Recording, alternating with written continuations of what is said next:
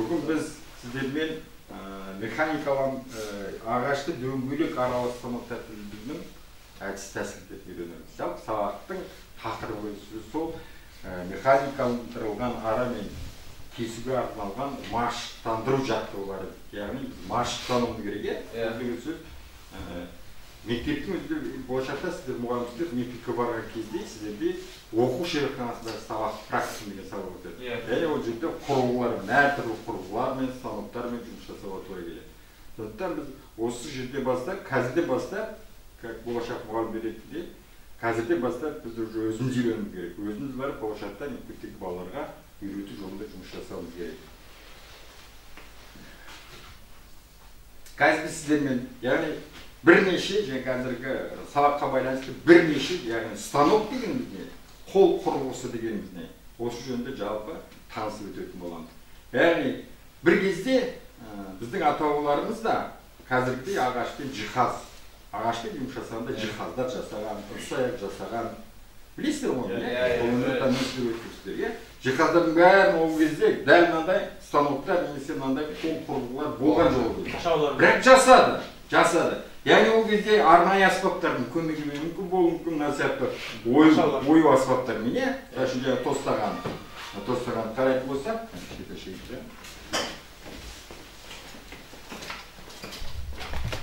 мынандай тостаған мысалға. Осы тостағанды мысал үшін біз қазіргі күні бүгінгі күні біз мына сияқты құрылғыда СД-120 ағаш орын токырлық станогында жасайды қазір. А бір кезде тура осындай тостағанда немесе ожауда олар немен қол құралдарымен, яғни мына сияқты әртүрлі ою құралдармен жасағаннан бәрін қолдан жасаған, кәдімгі күнделікті тұрмыста өздерінің несінде қолданған. Бүгінгі күні біз сіздермен, яғни заманауи техникаға ауысуына байланысты, заманауи техника, яғни бұл жерде әртүрлі станоктар, немесе қол құрылғылары, осылардың барлығы жұмыс жасайды. Яғни станоктың өзі жалпы жұмыс жасаған кезде, ағашпен жұмыс жасаған кезде екі топқа бөлінеді. Яғни станоктық дейді, немесе қол құрылғылары дейді. Бұлардың екеуінің ерекшелігі, екеуі де бір принциппен жұмыс жасайды. Мысалға,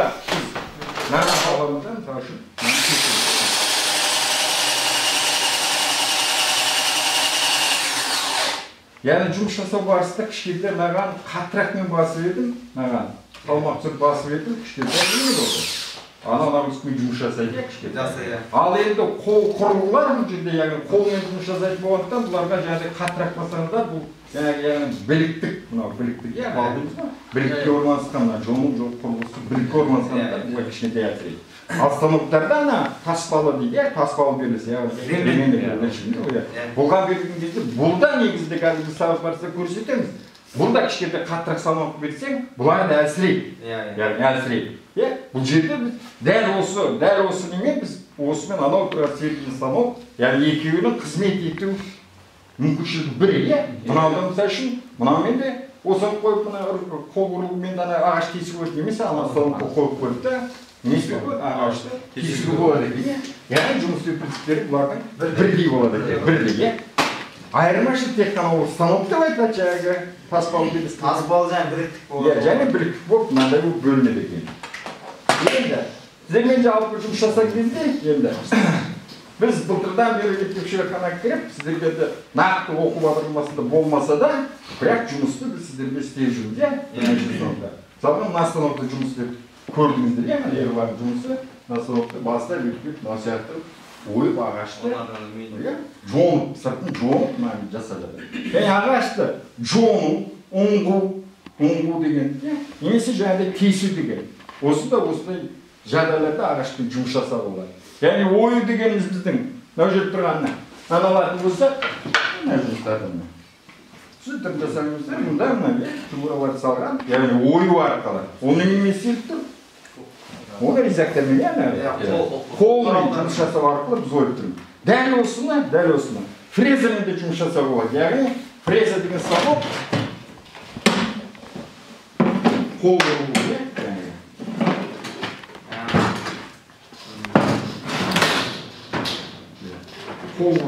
Бұнымен де жалпы ағашта әртүрлі басынан сатып бар дейміз. Мыналарды қоятын. Ондай насатылар. Бұлар жаңағы әртүрлі формаға байланысты қояды. Формаға байланысты. Мысалы үшін бір насаты болуы мүмкін, мынау бір насаты мынау көретпін. Мына жерге бекітеді. Кіріпті мына босатады, мына бекітеді, мына насат мысалға. Бұл ағаштың бір-біріне жалғау үшін нөбіле бұған бірінші қостаған табақ дейді. Мысалға мынау табағы екі ағашты бір-біріне біріктірген. Бір-біріне біріктіру үшін артында мынандай сына тұр. Яғни ол сынаны бекіту үшін әжеге нан сияқты насатын қойыпты, осыны жүргізіп алатына нанды оныке осы киім дейді. Сол кезде ағаш, екі ағаш мысалға нан сияқты бүрту ағаш. Ең ол ағаш қалмаған жағдай, үлкен ағаш қалмаған жағдай, осындай екі ағаш біріктіру арқылы мыналарды пайдалы жұмыс жасап болады. Немесе қазіргі күні әртүрлі бізде нелер бар, үй жиһаздары, есіктер, терезелер, немесе әртүрлі жиһаздардың беттерінде ою-өрнектер бар, алынған әртүрлі фигурада көрсетіледі. Міне осыны жасау үшін біз мына фреза деген қол құрылысын пайдалана алады екен. Мынаның күшігі бұның барлығын кейінен шыққан бізге Қазақстан кейінгі кезде де келеді. Бұлардың көпшілігін кейін кездерде ғана жаңағы көпшілік адамдар білмейді, бірақ жұмыс жасауға болады. Енді жаңағы фрезамен жұмыс жасаудың негіздерінде бүгін біз мына қонаққа жұмыс жасайтын болады, бірақ фрезамен бір жұмыс жасаудың түрін қазір көрсететін дейді. Мына фрезамен қалай жұмыс жасау керек.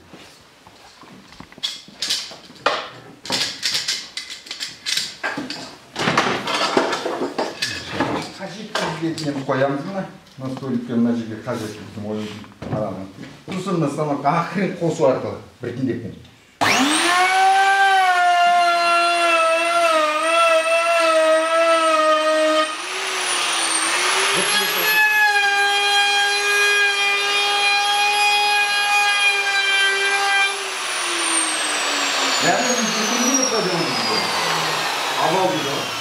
Ағаштың жиегін мынау сияқты тура осы сияқты ағаштан станокта дайшы. Burada ременді жаңағы тас парқы жасасады.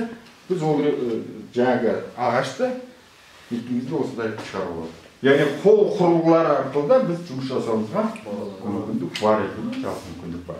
Енді бүгінгі сабақ негізі механикаландырылған ара мен не істеудің ағаш кесудің машықтандыру жаттығулары дейді. Ажы бұл қатып кесу.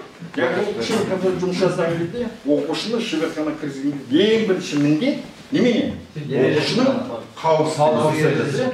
Яғни техника қауіпсіздігі міндетті түрде болу.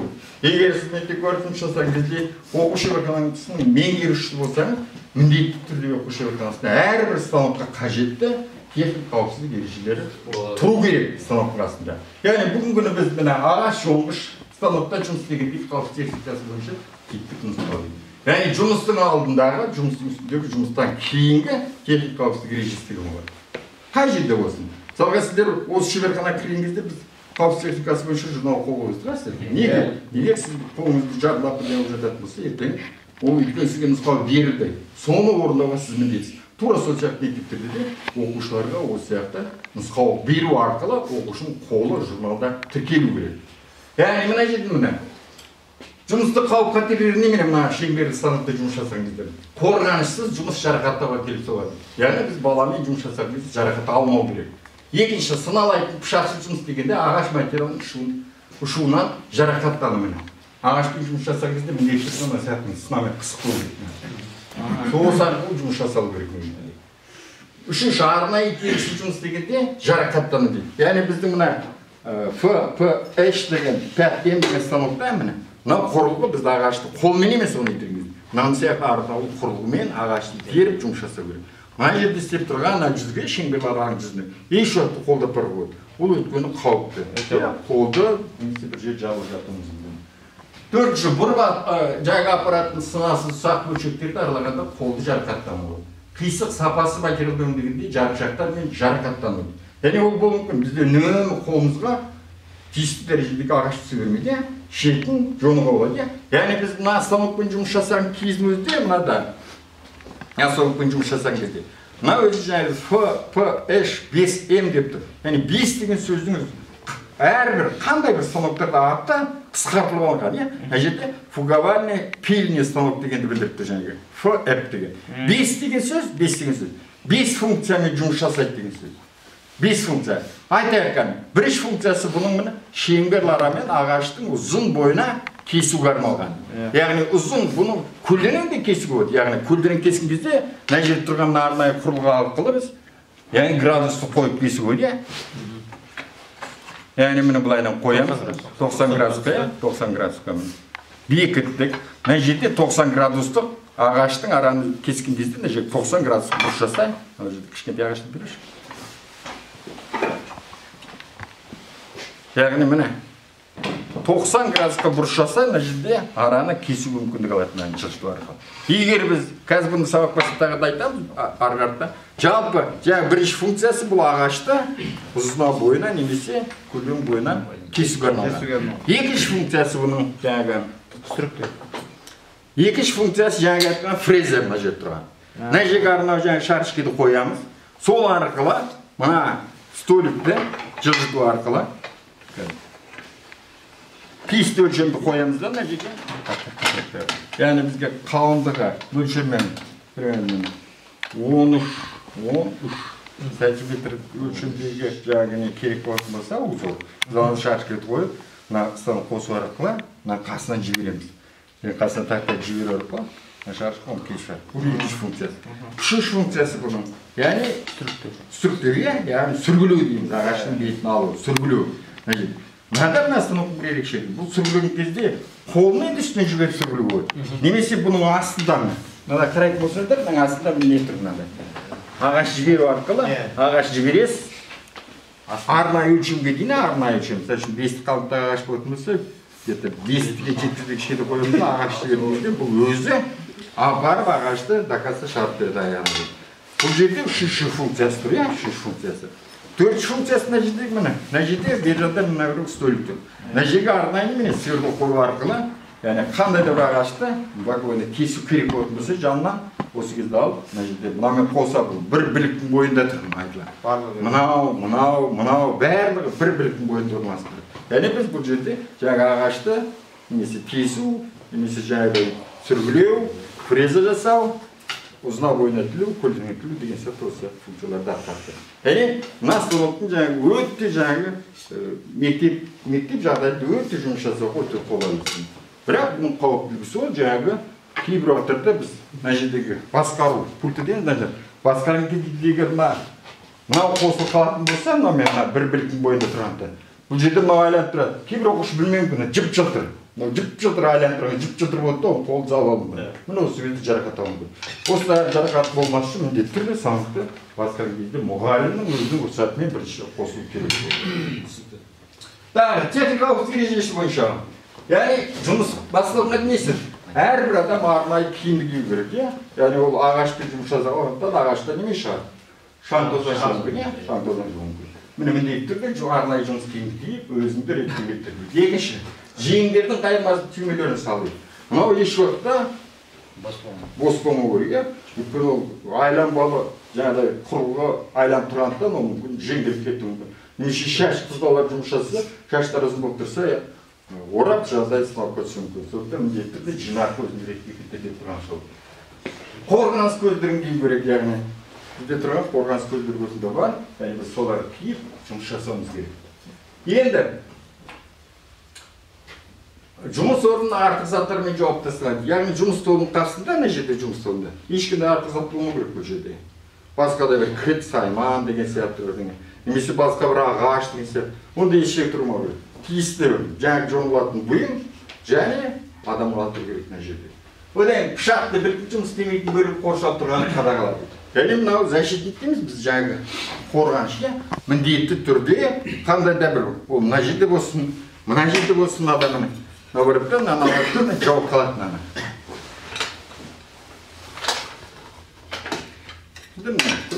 Станоктың бір қауіпсіздігі сол, мына жерде міне ешқандай оқушы жарақат алмайды. Барлығы жабық тұрады. Яғни біз бүгінгі күні біз сіздермен осы станок жөнінде толық мағлұмат алдық деп ойлаймын. Қазір сіздермен жаңағы сағат 2 бөлу практикалық өткіземіз. Сіздермен қазір көрсетемін. Екі болған тұрамыз да жаңағы ағашты тіліп, яғни екі түрлі жағдай жұмыс жасаймыз. Яғни ағашты тілу арқылы және оны бұрыштап 45 градуста жаңағыдай рамка жасау үшін, мына жерде тұрған рамкалар сияқты біз осыны жасау үшін біз қазір осы практикалық жұмысқа келтіреді екенбіз. Былай атайлап тұрыңыздар. Көтеріп түсіріп тұрады, иә? Мынау арқылы мына жерде рычагтар осы арқылы көтеріп түсіруге болады. Яғни рычагты мынасы босатасыз. Босатып төмен қарата басқан кезде шеңберлері. Сосын мына жердегі мына рычаг қатайтатын болса, қатайтатын болса шеңберлері жоғары. Яғни біз бұның бір ерекшелігі. Мысалға мынандай рамканың жиегін алуға тура келеді. Мынандай рамка бар. Міне осы кезде біз жаңағы шеңберлерін арнайы өлшемді қоямыз. Қоямыз өлшемді, тиісті өлшемді. Содан кейін арамызда мынандай қалыңдықта тіліп аламыз. Тіліп алып. Енді мынаны алу үшін, мынаны жақындатадан симайды етеміз, ерекшелік өйткені мынаға бізге арамыз симайды. Біз мынаны түсіреміз, жүзді. Ең төменгі. Тиісті деңгейге дейін түсіреміз. Тиісті деңгейге дейін. Содан кейін мынаны қоямыз да мынаны жүргізген кезде осындай қалыңдықтағы да мына тіліп шығады. Қалыңдықтағына тіліп шығады. Мұнасын да түсірген арқылы біз жаңағы қойып жүргізген кезде осындай мынандай ернеу пайда болады рамкаға. Біздің бұл пакеттері жоқ, біз сіздермен қауіпті жағдай жұмыс жасау үшін.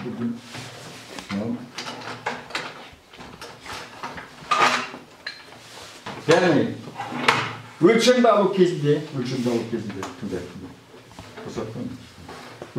кезінде, мына жерде арнайы сызғыштың цифрларын бар. Яғни, ара шеңберлері былай айлағандықтан, біз жұмысты мына жақтан бастаймыз, соң қарсы бағытта жасалу керек, қарсы бағытта жүру керек. Ол ар жақтан емес, мына жақтан салу керек. Яғни тиісті өлшем бізге қажетті 1 сантиметр керек болатын болса, бір жағы 2 дейік жарайды. 2 дейік пе? 2,5 дейік. 2,5. Міне, мына жағын 2,5-ға бекітеміз да, мына жағын 2,5-дан 1 немесе 2 миллиметрге артық алу керек мына жағын. Шығатын жағын. Өйткені ағаш жіберген кезде мына шеңберлері қысылып қалуы мүмкін.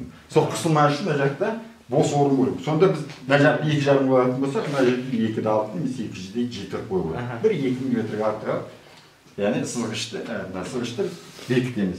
Жұмыс жасау енді.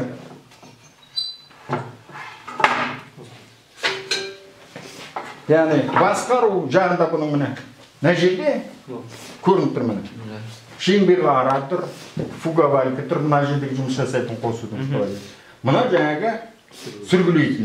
Бізге қажеттісі кесу, мынандай режим қойылды. Мынау айланады деген. Қандай да сондықта қызыл түс міне. Қызыл түс өшіру түсі болады. Жасыл түс светофордағы сияқты. Рұқсат етуге деген сияқты. Қосайық міне енді. Соны қосылды. Аржақ қосылмайды. Жұмысты мен бастайын. Мәні жүйелі арқылы. Қазір қарап тұрмыр балдар. Егер мен маңнан жүйеге кететін болсам, араны міне, ұстап тұр ара.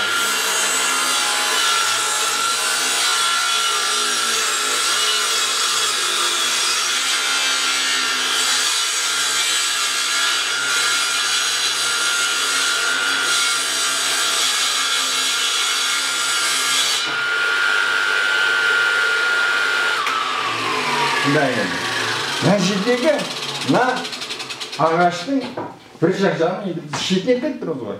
Ең мына жерде шетіне етілген кезде мына жағы қисықтық шықты. Өйткені араның шығатын ауызда және міне отыр, қысылып қалды ара. Байқадыңыздар ма? Мынау жүрмей қысылып қалды. Яғни ең бірінші кезде жаңағыдай сызғыштың көмегінсіз, мына сызғыштың мына жердегі. Осы көмегінсіз кейде өте шеберлер жаңағы плотниктердің ішінде шеберлер ғана оны түзу кесе алады. Көп жағдайда бұны арнайы сызғышпен биірге түсіру арқылы, сосын жаңағы мына сызғышты алып тастайды, осымен бірінші кезекте ең бірінші плетін кезде жаңағы ағаштар. Осылай тіліп алады. Содан кейін ғана барып оны жаңағы фугавальныйға түзетеді мынаға. Содан кейін барып проектлеуге кірісетін кезінде. Ары қарата екіншіден көріп. Яғни мына жерде тағы да бір не. Мынаны тартқан кезде жүргізіп, міндетті түрде мына ағаштың беті, мына ағаш мына жерге тиіп тұру керек. Мына жерде ашық орын қалмау керек. Егер ол ашық орын қалатын болса, сіздердің жаңа тіліп жатқан ағаштарыңыздың өлшемдері дұрыс шықпайды. Сондықтан міндетті түрде мына жаққа тұрыңдар, қарап тұрыңдар.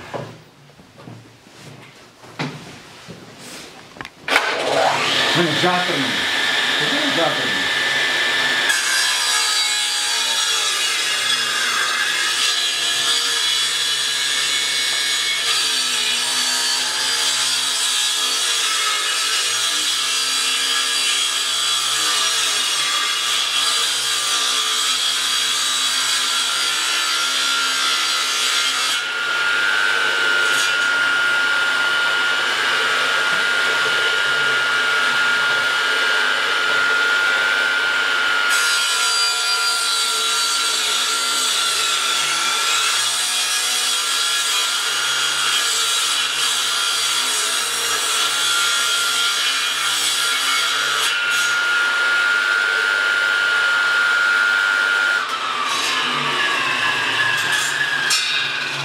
Yani bu ağaçta keskiden gidelim, yani 2,5 santimetre kalınlıkta ağaçını istedim. Islak kilidi eкен. Қазір сіздерде осы практикалық жұмысты көресіздер, кезек-кезек екі оқушыдан тұрғыздар қолбақтар кезіп, ана жерден очки ағашты қазір осы өлшемде давайте.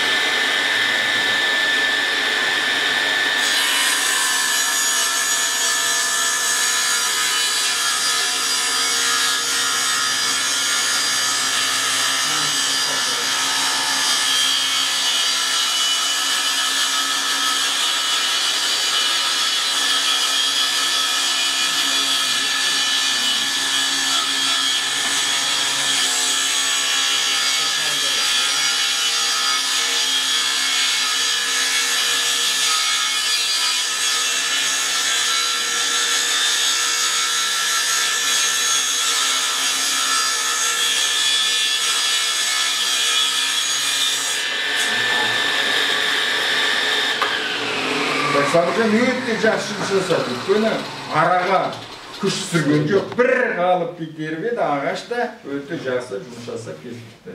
Так, келесі. Екінші функциясын бүгін көрді сіздермен қазір.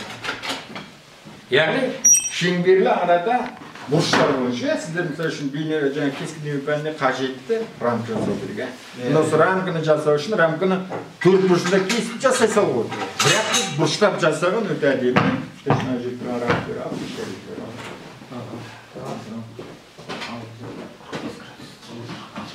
Градусты өлшеп отырып, біз мына сияқты рамкалар жасауға болады. Яғни қарап тұрсаңыздар, мына рамканың осы сияқты ағаштан қарапайым ағаш жасалған, яғни бұрыштары қандай жатыр ма? 90. Өте бір-біріне жақын жатыр. Егер біз бұны мына сияқты суслап көмегімен де, қоларамен де кесіп, мына сияқты бұрышпен қойға болады. Бірақ мынау қайып келмен бір кішкентай бір жағында, жаңағыдай қолмен жұмыс жасағандықтан ол бірге біресе қатты ауытқу болады. Мына осы кезде біздің рамкаларымыздың бұрышы айқаспай қалды. А оны айқастыру үшін біз міндетті түрде бұл жерде немесе мынау сияқты құрылғыны пайдаланды екен. Яғни құрылғыны, яғни сызу арқылы біз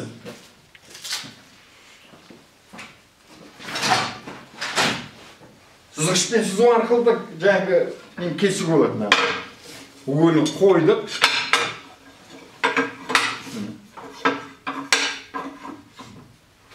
Угольнге, жатыр 90 градус шаттығына жерде. Осы арқылы біз бұлай кесуге болады. Болады, сызғышпен кесіп ап, қоларамен де немесе станокпен де. Енді қараңдар мына жерде. Егер біз кескен кезде мына сызық тұр, сызықтың біз мына араның жүзінің, кругтың жүзінің, соның қалыңдығын есептеуіміз керек. Бізге мынадан бастап, мысалы үшін 15 сантиметр мына жерге дейін керек болатын болса, біз егер тура осы үстіне салатын болсақ, мына жақтан 0,5 немесе 1 мм, мына жақтан 1 мм алды да, жаңағы айтылған 15 сантиметр өлшем шықпай қалып кетті.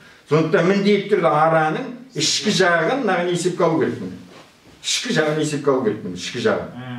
Міне сонда мына сызықтың бойымен шығады. Егер біз осы үстіне қоятын болсақ, онда 0,5 мм, жаңағы 0,5-тен кішкентай, 1 мм кішкентай. Мына жағынан сонда кететін болса, жаңағы жердегі өлшем тұр шықпай қалады. Енді осыны осылай да тілге болады. Сол себепті мына қосымша көмегі арқылы 90 градусқа қою арқылы, 90 градусқа қою арқылы біз мынаған жатқызып қойып та тілге болады, мына айтылған өлшем. 90-ға бекіттік, мына ұстап тұрдық, тартамыз, сол кезде мына өлшем біздің тұп-тура болып кесіледі. Міне, бұлаймен.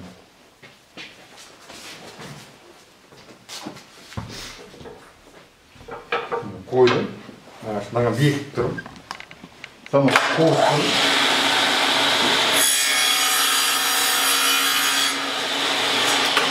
Жүзгөлшімді ағашты кесіп ағашты тура 90 градуста кесіп шықты. Міне мына жерде артықтарды болғаннан кейін әрбір соң тоқтағаннан кейін. Егер біз мынаны 45 градусқа қоятын болсақ, 45 градусқа онда мына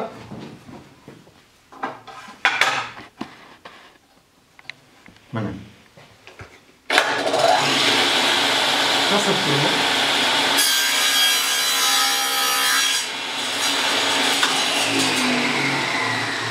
Айтылған жаңағы бұрыштық 45 градуста кесіп шықтық.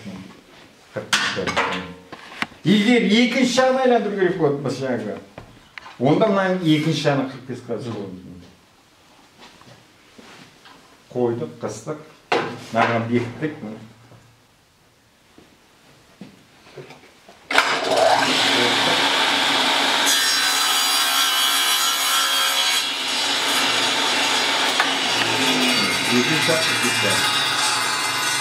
Екінші ағаштың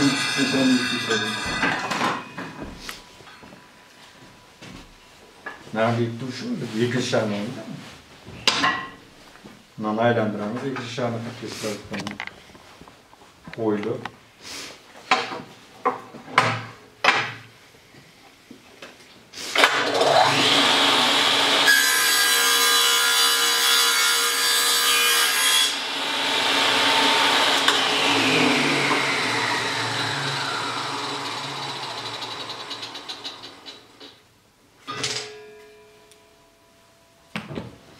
Міне, бір-біріне қойған кезде жаңағы рамкамыздың 45 градустан бұрыш осылайына шығып тұрмайды. Сонда біз тек қана мына құрғыны пайдалану арқылы рамкамен кескен кезде осы сияқты бұрыштарды осылай шығарып рамка жасауға болады екен. Турасында тұр, ішкі жағында қысып ұстайсың аны, жаптың.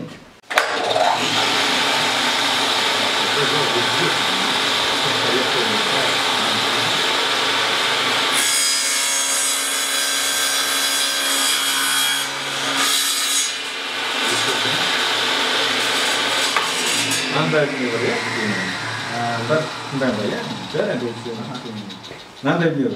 Мынаны араға салған кезде, араға салған кезде шығарауыз дейміз, мына жер бітетін кезде кішкене ақырындатты.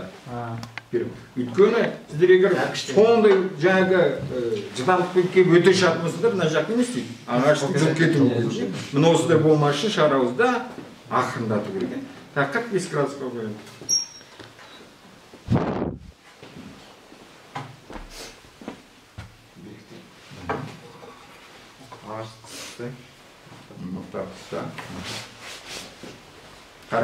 Қара менің сылығым қара.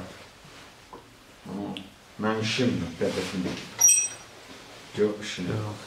Тағы да тартасына. Чуть шар. Қасым.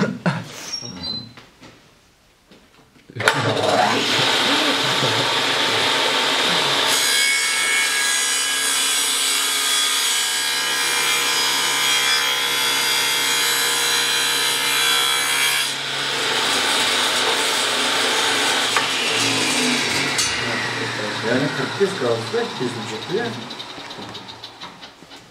İki çok uçun. İki şişanı 45 gradusda. Ne açtı, ne koydu. Bu yarısın. Yok başka şey. Ostan iki şişandan iki şişanı. Ne ramp жасabilir?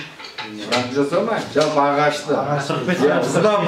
Ұзына бойынан. Тіліп үйрендік, ұзына бойынан. Сол сияқты бұрыштық жасап тілуді үйренуге. Жалпы сабақ ұнады ма? Практикалық сабақ қажет па сіздерге? Қажет. Яғни біз сіздермен міне бұл факультатив сабақ ретінде сіздермен жүріп жатыр. Болашақта сіздерге келесі әлі уақыт бар. Мен оқушы жатқанысында таңдалықты жұмыстар, әр қол құрылғылар мен міндетті жұмыс жасап әлі үйренетін боламыз. қалай көңіл күйіңіз? Жақсы. Қажет шығар деп ойлайсыздар ма? Иә, бұл өйткені сіздер болашақ жаңағы мұғалімдер мектеп бұл бейнелеу өнері ғана емес, бейнелеу өнермен қоса сіздерге жаңағыдай бейне ранг жасау керек оқушыға. Енді өзін жасап келесің, сіз оқушы емтиханыңызды салынып тұр, осы жасауға өзіңіз барып мынаны осылай кестіріп жасауға сабақтармен жұмыс жасап үйрену. Так, жақсы, бүгін сабаққа бәріміз жақсы, көңіл күймен жақсы, ынтамен, үйренуге тырысып жұмыс жасадыңдар, сондықтан рахмет, өте жақсы деп мен жалпы бағалаймын. Жаңағы тәртіптің жеткілігі болу керек. Жақсы сабақ аяқталды.